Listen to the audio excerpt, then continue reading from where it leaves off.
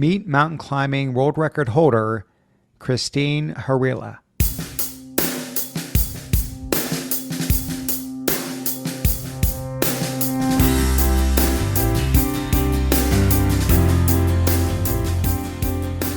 Welcome to The Art of Excellence, a show about people doing extraordinary things in their lives. I'm your host, Glenn Zweig. Thanks for joining me.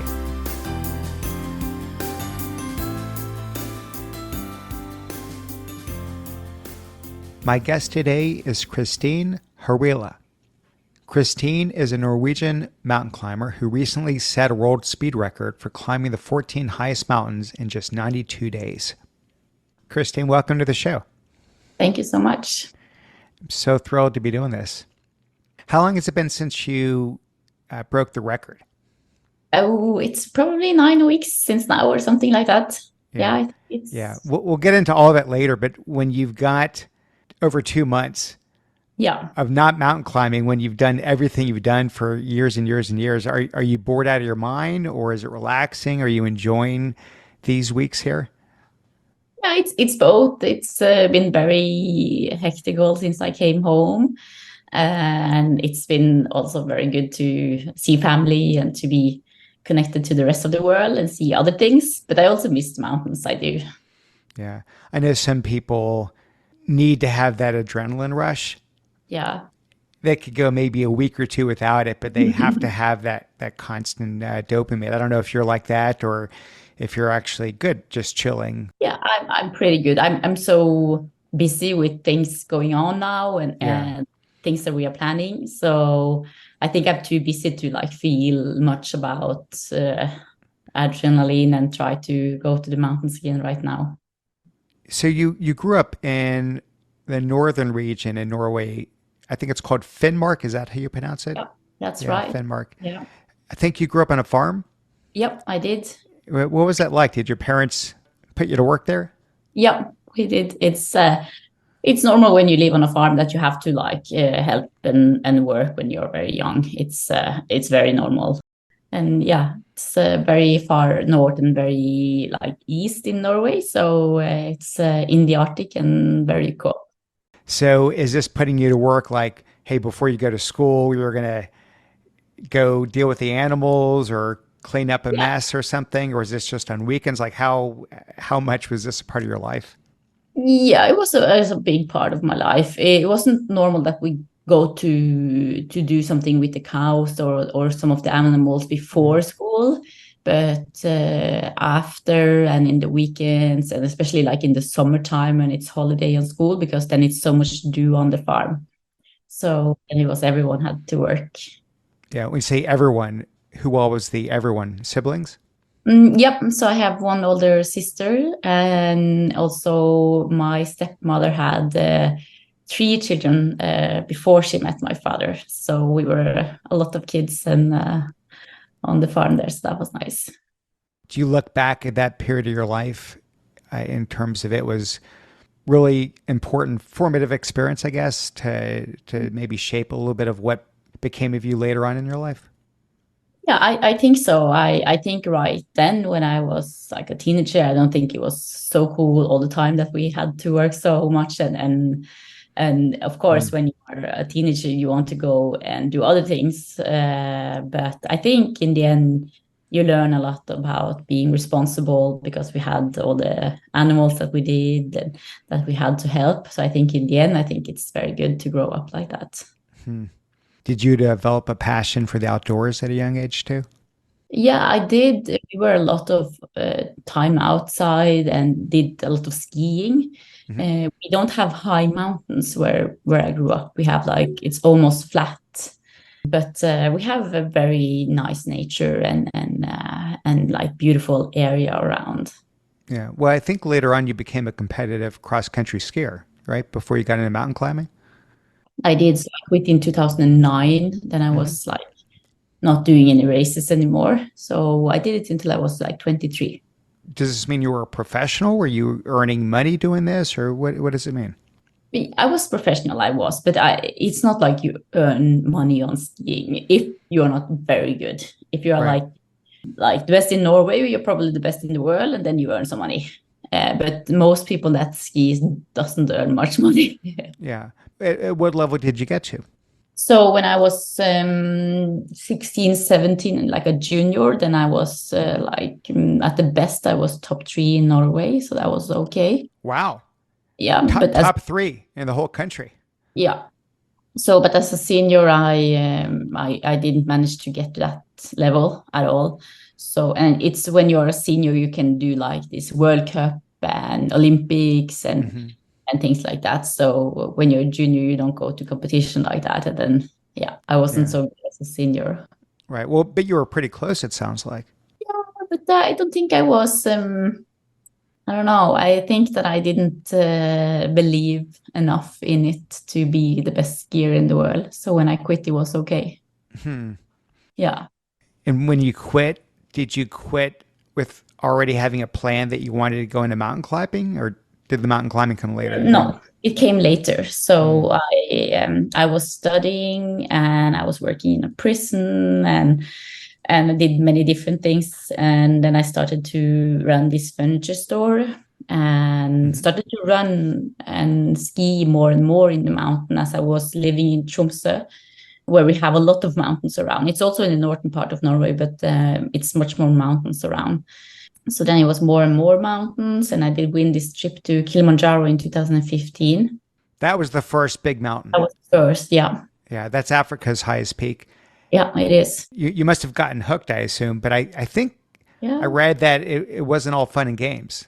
No, it was really nice, and I really enjoyed the expedition life and to be outside and all the things around climbing mountains. But the altitude I was struggling with a lot. So I got a really bad headache and I lost my sight. I couldn't see on the summit push. And I was throwing up a lot and I was struggling a lot to get up there. But we did summit, and I really wanted to be more in the mountains. Even it took many years until I went back to a high mountain. Actually, it wasn't before 2019. So, Christine, I'm going to rewind right here the tape for a second. Yeah. I think I heard you say I got headaches. I was throwing up. I couldn't see as I was at the peak. Mm. And then you got hooked. So, what am Yeah. I missing here? What that doesn't sound like a lot of fun. What? Why'd you get hooked? But it was, and it was challenging and like so nice to be outside and everything around this mountain. It was really, really nice. Even I was struggling on the summit bush. And actually, after I was throwing up, I felt much better. So I was like getting more and more and more headache. And then I threw up and I was better. And then same happened again, more and more and more. And it's just like we people are different how we react to the Mm. thin air, like less oxygen in the air. And after that experience and what I did in 2019, I learned that I need more time than most people to acclimatize. Well, that's interesting because later we'll get to the record, and you didn't have any time to acclimatize. So, I want to understand how you did that. But I mean, Kilimanjaro is a very tall peak, but it's nothing compared to what you get in the Himalaya. So, Yeah. 14 mountains in the world that are higher than 8,000 meters. So, just to translate that for a Western Mhm. audience here, it's about Mhm. 26,000, a little over 26,000 feet. Yeah. And above this height is known as the death zone. You're breathing about a third as much oxygen as you breathe at sea level. Your Yeah. brains and lungs are starved for oxygen. Your body's cells literally start to die when Mm. you're at that height. And Yeah. I don't know if you know these compared to this, these tiny little mountains in the US, Mount Whitney or Mount Shasta, but those were the only two that I've done. And I remember how out of breath and exhausted I was. Mm. I was throwing up. I couldn't eat. I was getting headaches. Yeah. Christine, those were like 14,000 feet. I mean, these Yeah. weren't even in the ballpark of getting close to Mm. the death zone. So maybe you could just share a little bit about how high altitude like that affects you. When you went and Mm. did the first one, talk to me about what that means when you're climbing a mountain with those elements. Yeah, I think it add on some like a big extra challenge compared to when you climb, but you don't have that altitude.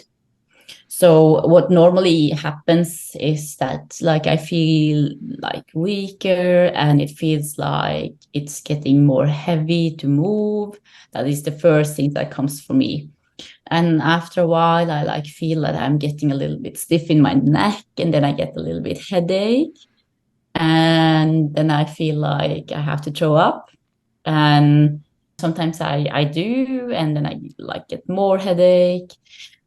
So, but I'm not very worried when I get it because I have done it so many times. And I also think like the experience that I got before my first 8,000 meter in 2021 when I did Everest, I started to throw up on the tracking into base camp at 4,000 meter about. And I wasn't worried about that because I knew it was coming. So I just know that I have to like go slowly. I need to drink enough and I need to rest enough in the start. Well, again, back to my amateur hour, when I was doing Shasta and Whitney, when I got to, I don't know, roughly maybe 12,000 feet or so, again, which is nothing compared to what you've done, I remember my pace Yeah. would slow down. I would take a step and I'd be out of breath. And I Mm, would take another step and I'd be out of breath. yeah. And I think it's hard to know what that does to you. Is that just something that you get better at over time, or did it not affect you in that way? Yeah. I feel like when we climbed 14 mountains or 12, like I did last year Mm-hmm. in 4 months, then after the first mountain, you get very acclimatized. And even if you have a week down in Kathmandu, you still are pretty good acclimatized and you feel that you can move faster and you don't Mm-hmm. have the headache and you don't feel like throwing up. So it's the first mountain when you do many mountains in a short time. Mm-hmm. That it's the first mountain you need to like be careful and really take the time to acclimatize. Hmm. So after the first mountain, for me, it's always better. But I also feel that since I have been so much to the altitude the last 3 years, I have probably been more up than down.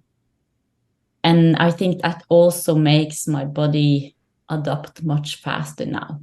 Hmm. So when I started the project in 2023, I didn't use so much time as the year before and the year before.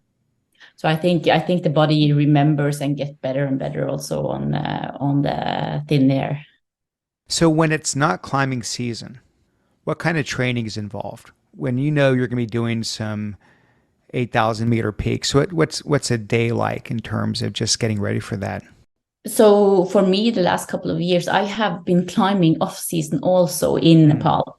So the last couple of years, I have almost not been home. I have been like probably like 2 months each year to Pakistan Hmm. and probably seven months in Nepal or yeah, something like that. So the mountain climbing itself becomes your training for bigger mountains. Yeah, for sure. Yeah. And I think that's the best way to do the training. You get good on what you train on. So if you're going to climb big mountains, you need to climb big mountains for sure. Yeah. Yeah, I think so. But I also saw that when we had the COVID, I wasn't able to go. Hmm. And I did have a lot of time in the mountains in Norway, but they are only a little bit above 2,000 meter. But I think the training I did then was to have a heavy pack and go many long days after each other up in the mountain. And I think that's very helpful for the big mountains also, even we don't have the altitude. Yeah. How heavy of a pack are we talking about? Like, Well, maybe 15 kilo. I need to Google what that is to pounds. Yeah, I'm not sure. I think I read that 60 to 80 pounds is the average weight of someone climbing Everest. So I'll have to Google afterwards and see if that lines up. Yeah, But it's a lot of weight, though, is the point. You got a lot yeah. of weight on while you're doing these climbs. And some of the mountains we have started out with 30 kilo from base camp. Hmm. So that's very heavy. So I know it got to a point more recently where you're doing so many mountains that you're, like you said, you're sort of used to it. Your body's used to it, Yeah. probably mentally as well. But if you maybe back up to when you were first starting to do these, Mm. What I was thinking about yeah, there's the physical preparation clearly, Yeah. but then there's the mental piece of it, the Mm. preparing for the torture. And that's my word. Torture. You're going to have sub-zero temperatures. I think with wind chill upwards of negative 50 Fahrenheit. I don't know how to translate that to Celsius, but you know what it is. Mm. Yeah. The oxygen deprivation, like we talked about, just the actual physical toll, the nausea. Your body needs food, but you have no appetite. You can't really simulate that without being up in the mountains. So, is there Mm. anything you do just to prepare yourself for that? Yeah, I climb mountains. I think that's the best way to do it because if you climb mountains, you also learn like how do you deal with the cold?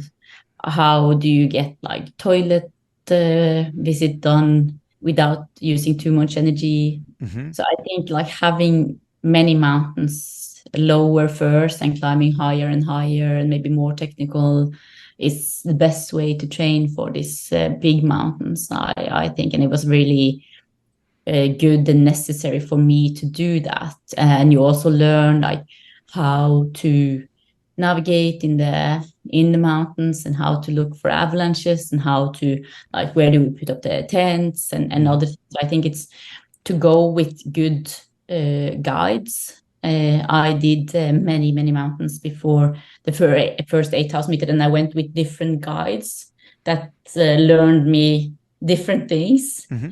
and all of them had like tips for this and tips for that, and yeah, that made me be prepared and know how to handle. I think if you know and have experience, you get more confident in what you do, and then you use less energy on getting cold or the toilet visit and all those uncomfortable things when you climb these big mountains. And when you're climbing, I'm assuming a typical day on a high peak, you might be climbing 8, 10 hours a day, maybe more, depending.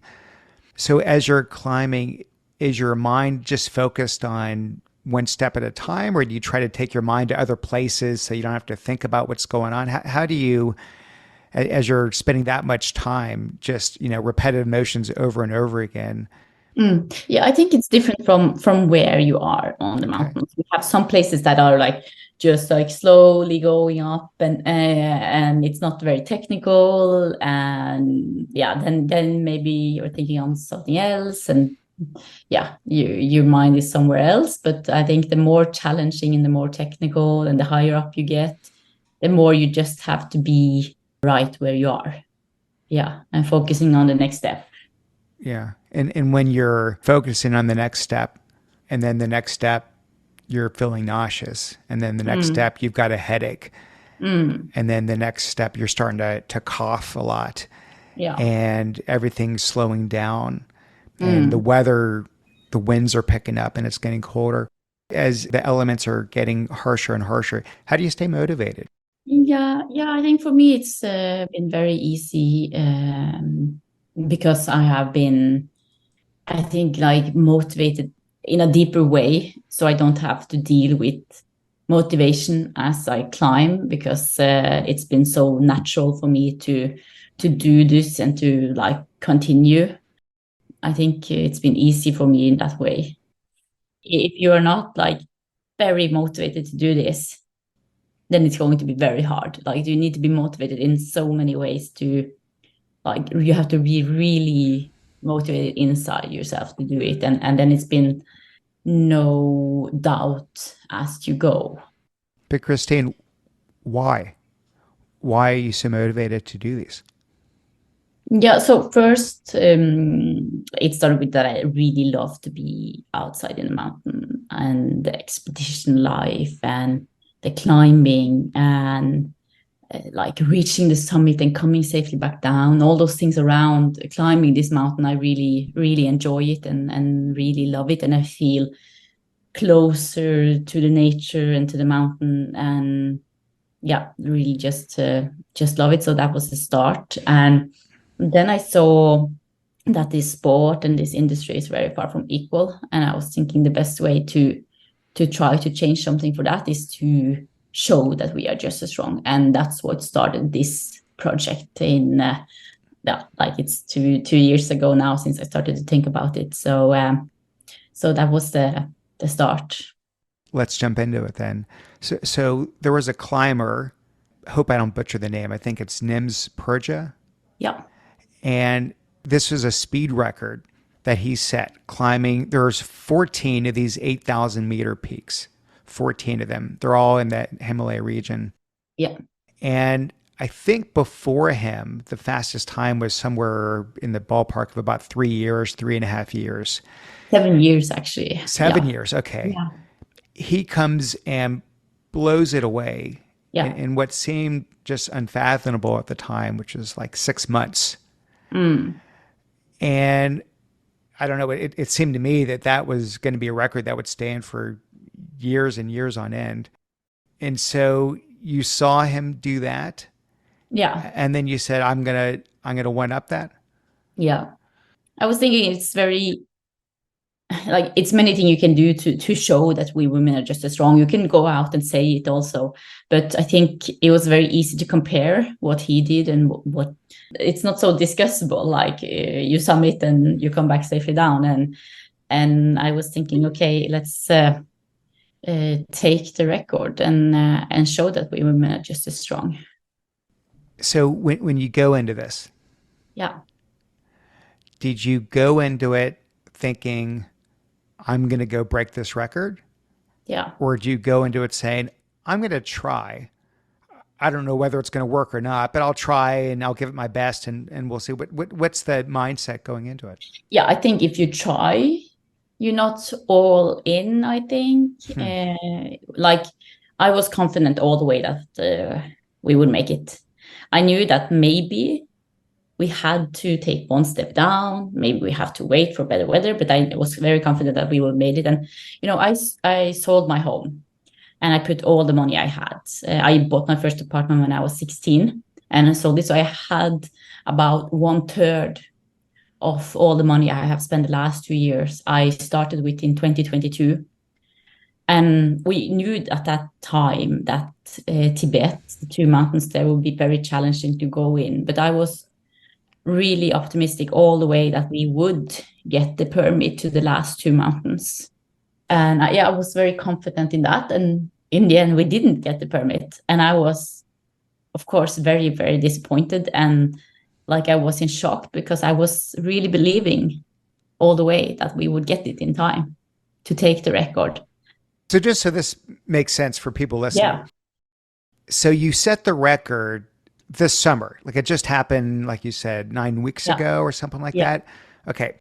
And just for people that are maybe listening to this next year or in the future, we're sitting here, it's October 3rd, 2023. So this was August that you had set the record? Yeah, 27th of July. But last year is when you were first going for the record. Yeah. And you were tracking the right way. You had done 12 of the 14 peaks. In the last two, you couldn't get the permits because it was still the trailing end of the pandemic and you couldn't get the permits to climb in the Tibetan region. Yeah. Okay. And then you finally got the permits this year, climbed those two in April, which put your 14 peak time at a little over a year. Yeah. But it would have been way, way quicker had you gotten the permits. So now you use those two in Tibet as the starting point to then go back and reclimb all the other 12 that you just did last year. Yeah.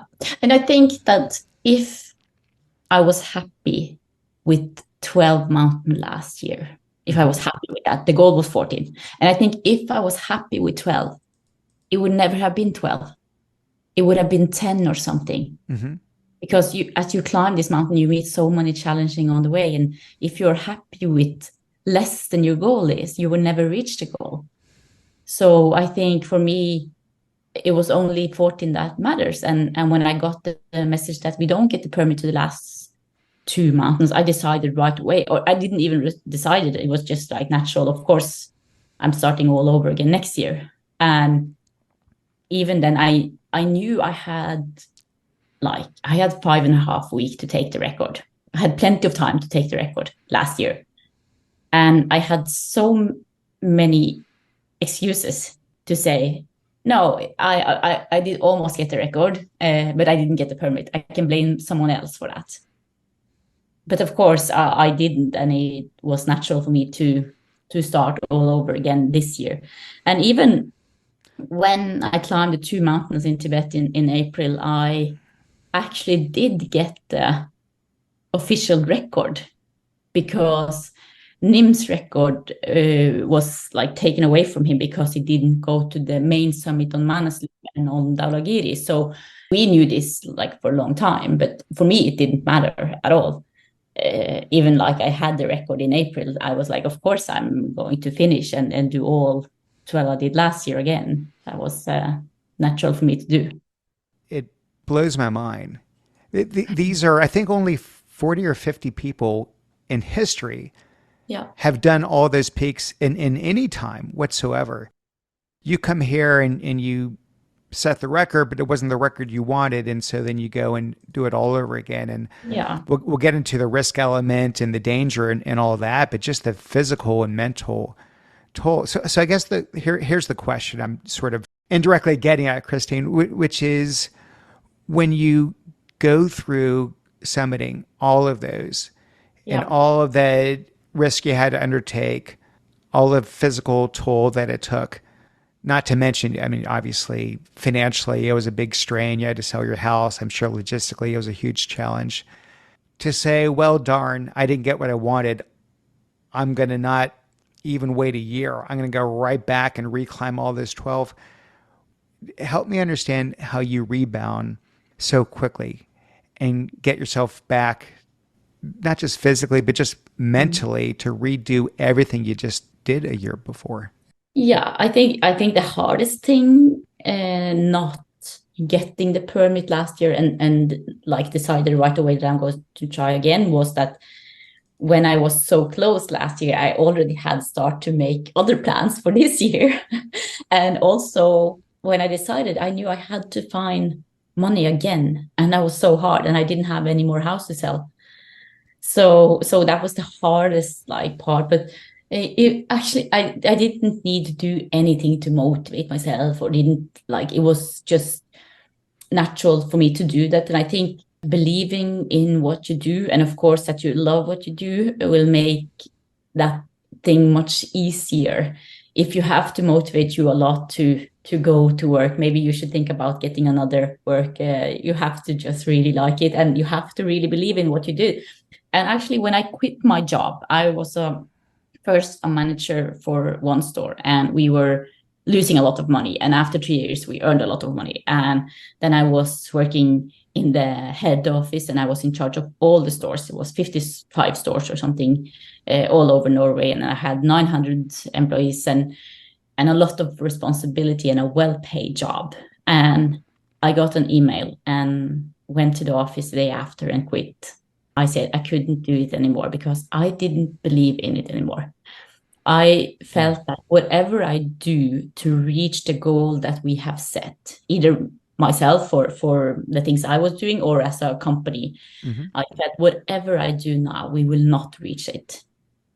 And then I felt like, okay, I will never put in enough effort to get there when I don't believe in it. And then I was like, okay, it's okay. I quit.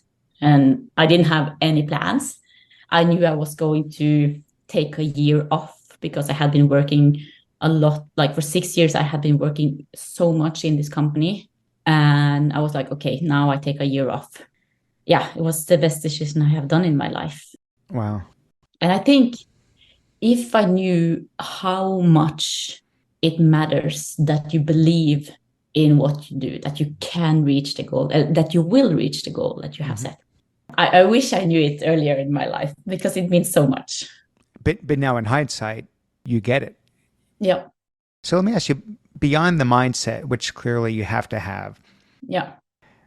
what does it take to do this? And of course, logistics, I know that we could probably spend a whole episode about that. I can't imagine that's easy at all. But just in terms of climate, because I think it takes an average person, if you go with a guide, it's like 2 months just to do Everest Yeah. alone, and you're doing 14 peaks in 90 days. So help me understand, how does one go about that in terms of just physically being able to do? Yeah, so I think it's very important to be good on the logistic part, because you have to have a good logistic in this project, like moving from base camp to base camp, and you have to be good on teamwork for sure. And I think if there is one thing that have made me and everyone in my team be safe on 28 8,000 meter, I think working together as a team is a main thing.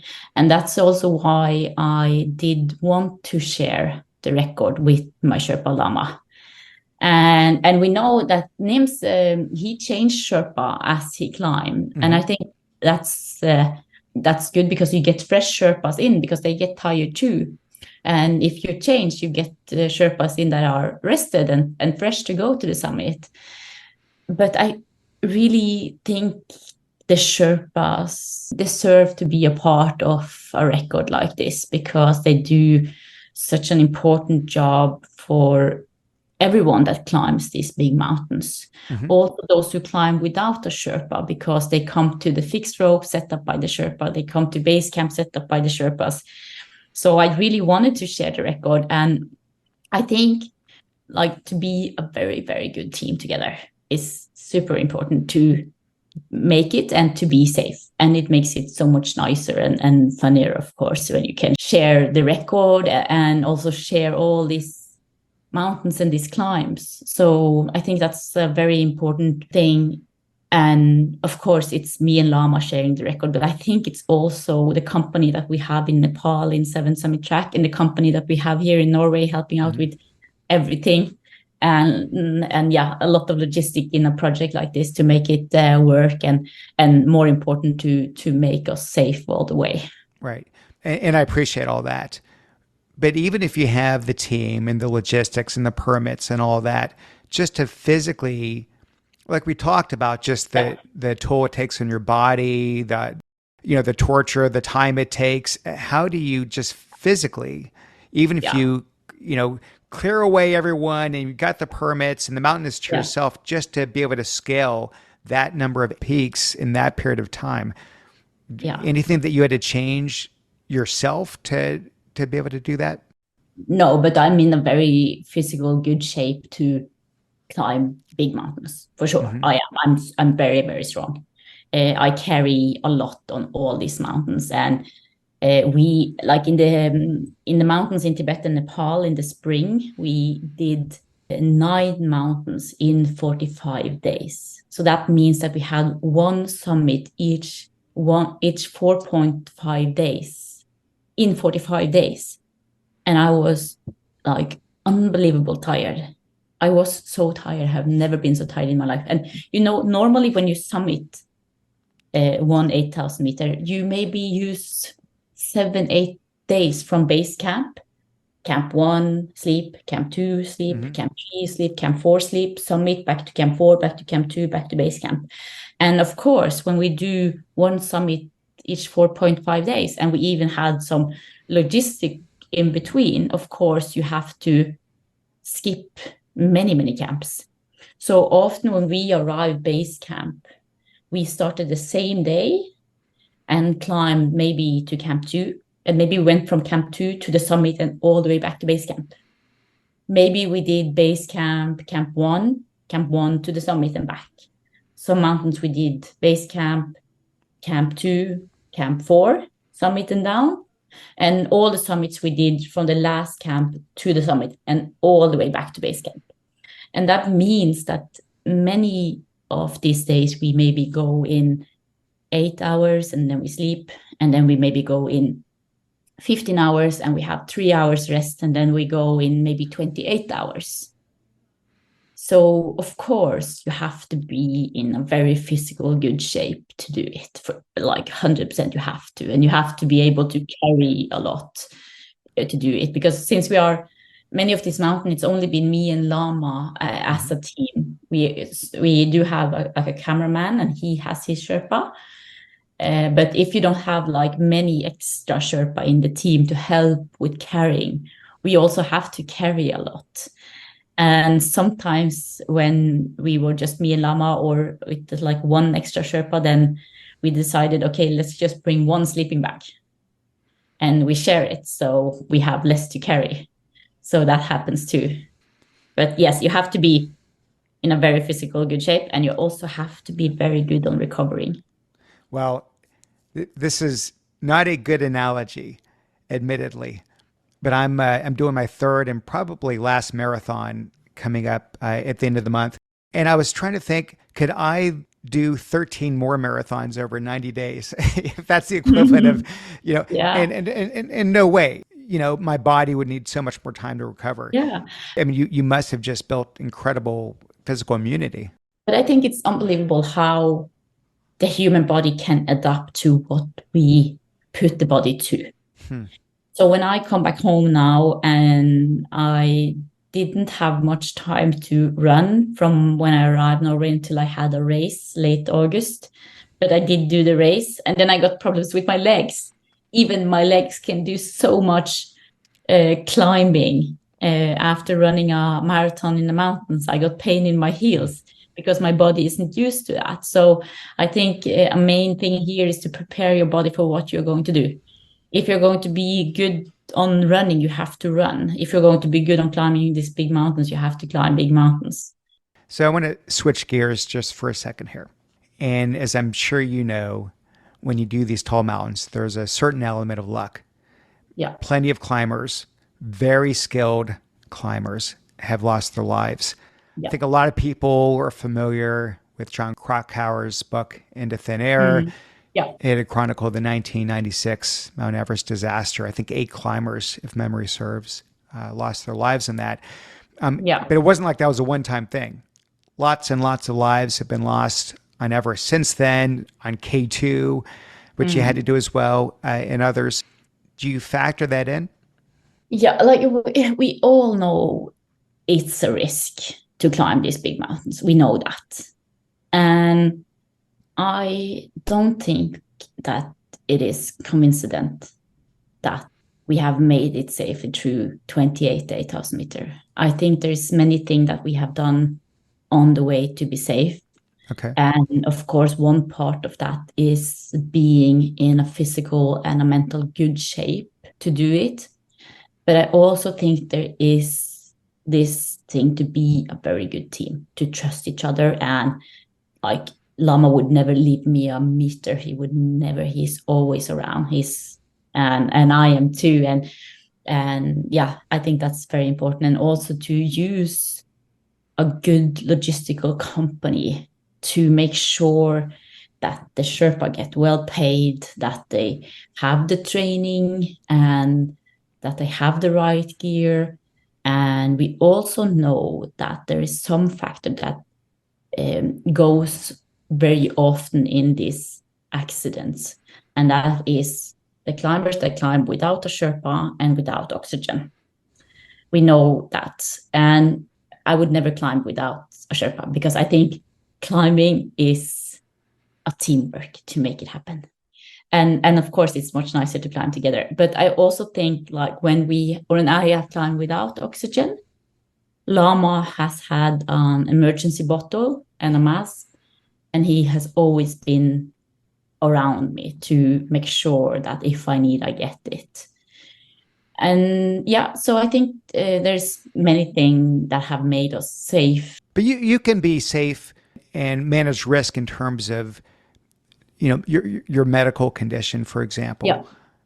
But it's not going to preempt a 2-ton rock from falling and crushing you, or an avalanche when you least expect it, and you're gone. So when you this is a quote I read of yours. You said that on almost all the peaks there are dead people. If it happens to me, I will have died happy. Yeah. Is that really true? Yeah, it is. And for me, it's so much more important to be alive and to do what you love to do in your life, and to live, than to be worried about dying. We know that we are all going to die one day. And if that days come tomorrow or in 30 years, we don't know. So for me, it's so much important to live and be alive and do what we want to do in our life than to worry about maybe I'm dying. Yeah, I think for me, that makes me have no fear. I'm not afraid when I climb. Were you always not afraid? I've been afraid once and learned a lot. It was a 7,200-meter mountains, and we got caught in a storm. And I didn't do the preparation good enough for especially avalanches and weather forecast. So I didn't have fully control of that, and we got caught in a storm. And I didn't, when we went into the tent, I didn't do a good enough job looking around. Is there avalanche terrain around here? Oh, wait a minute. Which mountain was this, and how high up were you? Yeah, it's called Putahinchuli, 7,200 meter. Did summit that October 19. Really a mountain where I learned a lot. I was with very good people, but yeah, it gave me a very good experience. And you said that that was the one time that you did have fear, and you learned a lot about yourself. What did you learn, and how did you use that experience, I guess, going forward? Yeah, first I learned that I need to take control over weather forecast and avalanche risk myself. I need to check that myself. And now I always do. I prepare the mountain by checking the forecast, knowing what weather we will meet, and knowing also more like, okay, where can the avalanches come? Like, some things that you need to have, the mountains need to be this steep, and you need to have snow and this if the avalanches is coming down. So to know more about avalanche risk is very important. And I did know, but I didn't. I wasn't like aware enough when we went into the tent. And in the night when we got caught in the storm, and we did hear a lot of avalanches, but Mm-hmm. I hadn't checked really good on where we had put up the tent. And this was a mountain where there was no other people. And often it's a big mistake, not just in the 8,000 meter, but also in the mountains we have here home in Norway, where we have a lot of avalanches every year. Normally, the last couple of years, it's been like 15 people that has lost their life in the mountains in Norway with avalanches. So yeah, I know a lot about avalanches and what to look for to be safe. And I think that has helped us a lot. Just all the preparation Yeah. to make sure that you have contingency plans. But in terms of just the fear monster, if you will, getting inside your head that never happens, it sort of comes and you push it away, or it never even comes. You just don't have any concern. Yeah, it doesn't come at all. Wow. And a part is probably that I'm not afraid of dying, and a part is that I'm confident in what we are doing and what to look for with avalanche risk, and also, like, of course, trusting Llama, but also knowing how to navigate if the weather gets bad. We have had the episodes where we have been like totally wiped out or totally dark and bad weather, but still been not afraid because we have been good on navigating. Mm-hmm. And I also think another thing that have made us safe here is actually speed.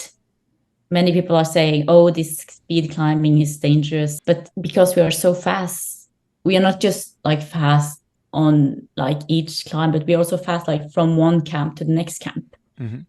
And that may us spend less time in those dangerous area. And then you, of course, if you're spending less time, then you are reducing the risk. That's interesting. I didn't think about it that way. Yeah. Less time in the death zone. Yeah. Is there any sort of spiritual element when you climb? Not much, but we do this puja ceremony before we climb a mountain. So we ask for permission to climb, and we ask to be safe, and that our gear is safe, and that our partner is safe. And yeah, so we do that.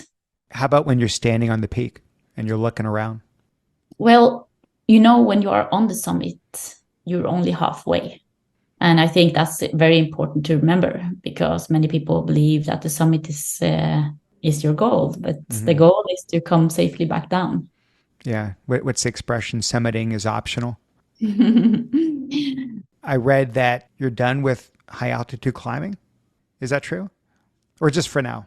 So I told a small little newspaper in a little city north in Norway that I'm done with the 8,000 meter for now. I have climbed 28 and have so many other things in life that I'm going to do. So I don't have any plans to climb 8,000 meter. I'm done with that now. If I'm climbing the two last in Tibet to have double 14 later in my life, who knows? But now I'm finished with the high mountains. I'm going to be in the mountains, but in a different way. So it's not like I'm retiring at all. Yeah. When you say in a different way, what kind of way? We are working with some project. Of course, we are going to continue to work to make climbing and mountaineering more equal, but also sport in general. So that's a project that will continue, of course. And I wish we could say this date we are finished, but we will probably never. So we are going to continue to work on that. And then we are also working on project to see how can we make the mountains safer and find better ways to climb them and to make them more sustainable in the future. Going back once again to your wanting to set this record, Yeah. were you trying to prove to yourself, or were you trying to prove to women? Were you trying to prove to the world? What was behind it? Yeah, so for me, I don't feel that I need to prove anything for myself or to other women or to the world, but I feel that it will show the world that women are just as capable to climb as men. We are just as I'm physical stronger than most men climbing, and there is no difference between us. So for me, it was more about showing, setting the record, and use the record to challenge the industry and the community and like the world to change in how we not treat women the same way as we do with men. Yeah, that's fantastic. Was there anyone that inspired you? It doesn't have to be a mountain climber, but just anyone that you looked up to that served as a guiding light? No, but I saw that the big international brand producing climbing clothes made them in just men's size. And for me, that's like saying to the girls, you can go hiking, the climbing is for men. And I saw that when I was going to have a down suit for Everest, it was not possible for me to find. It was just in men's size and it was way too big. So I had to custom made one in Kathmandu. And I also saw that in my group on Everest in 21, we were 5 of 5 women that did summit and only 6 of 14 men did the same. So it was like the experience that I had. And I also saw like the brands they are supporting, because you can see on the athlete page who they are supporting. And I saw that they are supporting most men. And that's also the Norwegian brands where we say we are pretty equal. Well, I think you proved it. Yeah. I remember I had to reread the article 3 times that you broke the record, not because you're a woman, just because I didn't think anyone. Yeah. I'm sort of an armchair climber. And when I saw that prior record, I'm like, no one's going to ever touch that. So I was absolutely blown away. I am so thrilled that you did this. I cannot wait to see what you're going to do with this. Maybe there's going to be a documentary. Maybe there's going to be a book. There's going to be lots more we can hear from you. And I will consume all of it because I love the story. You're very modest, like it's all matter of fact, but I know what it takes to do these. It is a gargantuan feat that you pulled off. And I don't know that that's going to be topped anytime in the near future. And so I hope you feel good now. Thank you. Because you did it. And this is wonderful spending time with you. Thank you so much. Thank you so much. Bye.